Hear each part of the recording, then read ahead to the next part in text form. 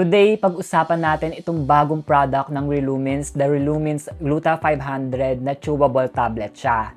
First, let's talk about the packaging. I really like the packaging, guys. Well, knowing Relumins naman, isa na sila talaga sa mga trusted brands ng glutathione here in the Philippines.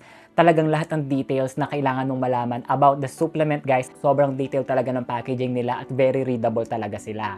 Per 2 chewable tablets, guys, it contains L-glutathione 400 mg, hyaluronic acid 10 mg, grapeseed extract 10 mg, rose hips 10 mg. It also contains vitamin C 52 mg, vitamin E 12 mg, and biotin 90 mcg. So ako ang ginagawa kong pagte-take dito is isa sa morning at isa sa gabi. Tulad ng lagi ko sinasabi sa inyo, based sa experience ko, yung glutathione, kapag mapusyaw ka na, makikita mo yung lightening effect niya after 3 to 6 months ng continuously pagte-take ng product. Pero alam nyo, yung good thing about Relumins Gluta 500, guys, is napansin ko nag-glow talaga yung skin ko after more than 1 month ng pagte-take ko sa kanya, which is a good sign, guys, na itong glutathione na to is nakakapagpa-brighten din ng skin. And based lang sa experience ko, isang magandang sign na ang glutathione is nakakapagpa-brighten ng skin kapag nakikitaan mo siya ng glow within 1 to 3 months ng pagte-take mo sa kanya. Dito sa Relumins Gluta 500, nakaka-blooming din siya every morning.